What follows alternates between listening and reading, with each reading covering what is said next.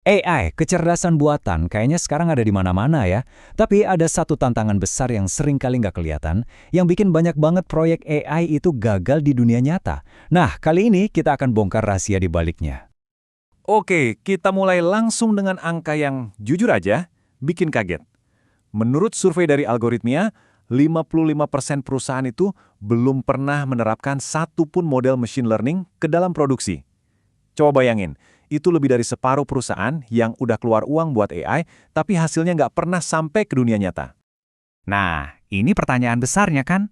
Dengan semua investasi dan hebohnya pemberitaan soal AI, kenapa sih banyak banget model yang kelihatannya menjanjikan itu malah macet? Kenapa mereka nggak pernah sampai ke tahap produksi di mana mereka bisa kasih dampak nyata? Sebenarnya apa yang bikin mereka mandek? Nah, jawabannya ada di MLOps. Anggap aja MLOps ini semacam jembatan penting yang menghubungkan laboratorium AI dengan dunia nyata yang super dinamis. Terus MLOps itu apa sih sebenarnya? Gampangnya gini, ini adalah sebuah metodologi yang menyatukan dua dunia yang seringkali terpisah. Dunia pengembangan, tempat model AI itu dibuat dan dites, dengan dunia operasi. Tempat model itu harus bisa jalan terus-terusan dengan andal dan efisien. Biar lebih kebayang, analogi paling pas itu DevOps. Kalau Anda familiar, DevOps itu kan menyederhanakan cara kita bikin software. Nah, MLOps melakukan hal yang sama untuk AI. Tapi ada tantangan ekstra nih. Data di dunia nyata itu kan berubah terus, dan model AI itu bisa jadi basi seiring waktu. Performanya bisa turun kalau nggak diupdate terus-menerus. Oke, teorinya cukup. Sekarang, gimana cara kerjanya di lapangan? Yuk, kita bedah siklus hidup MLOps, panduan praktis untuk AI yang bisa diandalkan. Coba perhatiin deh diagram ini. Ini bukan jalan satu arah dari start ke finish ya, tapi sebuah siklus yang muter terus. Prosesnya itu terintegrasi dan selalu berulang. Mulai dari pengembangan, lanjut ke pelatihan, terus diawasi, lalu balik lagi ke awal. Inilah yang bikin model AI itu tetap hidup dan relevan di dunia yang nggak pernah berhenti berubah. Nah, biar nggak pusing, siklus tadi bisa kita pecah jadi 4 langkah utama. Pertama, pengembangan ML. Ini tahap di mana modelnya dirancang.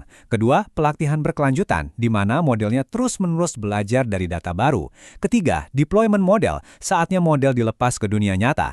Dan yang terakhir, pemantauan berkelanjutan, buat mastiin modelnya kerja sesuai harapan. Udah cukup ngomongin teorinya. Sekarang bagian yang paling seru, kita lihat buktinya. Gimana MLOps ini ngasih hasil yang nyata banget di beberapa perusahaan terbesar di dunia. Kita mulai dari Netflix. Rekomendasi film yang muncul di beranda Anda itu, nah itu semua ditenagai oleh MLOps. Dengan mengotomatiskan segala prosesnya, mereka bisa terus-menerus menyesuaikan rekomendasi dengan selera Anda secara real-time. Hasilnya, keterlibatan pengguna naik sampai 20%.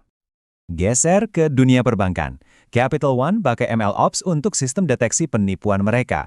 Hasilnya luar biasa. Mereka berhasil mengurangi transaksi penipuan sampai 40%. Ini bukan cuma soal hemat uang ya, tapi juga soal membangun kepercayaan nasabah yang harganya tak ternilai. Dan biar kelihatan MLOps ini luas banget jangkauannya, kita lihat John Deere. Mereka pakai MLOps di bidang pertanian presisi. Model AI mereka secara konstan menganalisis data cuaca dan tanah buat bantu petani memprediksi hasil panen dengan lebih baik. Jadi dari hiburan, keuangan, sampai pertanian, MLOps ini ada di mana-mana. Dan ini belum selesai loh, Tesla pakai MLOps untuk meningkatkan keamanan autopilotnya.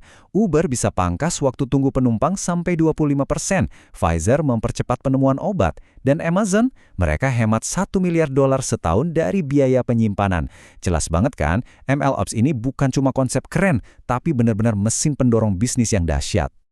Oke, kita udah lihat MLOps di masa kini. Sekarang, gimana ke depannya? Apa aja potensi dan tantangan yang menanti di depan sana? Coba lihat angka ini. Ini bukan angka sembarangan. PYC memproyeksikan AI bisa menyumbang sampai $15,7 triliun ke ekonomi global pada tahun 2030. Angka yang luar biasa besar, dan MLOps adalah kunci buat membuka potensi raksasa ini. Terus gimana caranya? Nah, kutipan dari Deloitte ini ngejelasin dengan pas banget. MLOps itu langsung berdampak pada kecepatan dan keunggulan kompetitif. Coba bayangin, memangkas waktu peluncuran model dari 45 hari jadi cuma 17 hari. Itu perubahan yang fundamental banget. Tapi selalu ada tapinya kan? Ini tantangan terbesarnya. Lihat grafik ini. Garis yang naik tajam itu adalah permintaan untuk ahli MLOps. Tumbuh 35% tiap tahun. Sementara garis yang lebih landai itu pasokannya cuma naik 10%. Ada kesenjangan talenta yang besar banget di sini, dan ini jadi penghambat utama. Selain soal talenta, ada beberapa masalah lain yang nggak kalah pusing. Bayangin aja, rata-rata perusahaan harus menggabungkan 7-10 alat yang berbeda biar sistem MLOps-nya jalan. Belum lagi urusan etika dan regulasi yang super rumit. Ditambah lagi dampak lingkungan dari melatih model AI raksasa. Ini semua masalah nyata yang harus kita pecahkan bersama.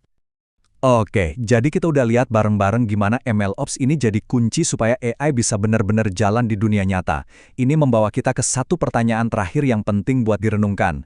MLOps memang membuat AI berhasil, tapi pertanyaannya sekarang, kita siap nggak kalau AI ini berhasil di mana-mana?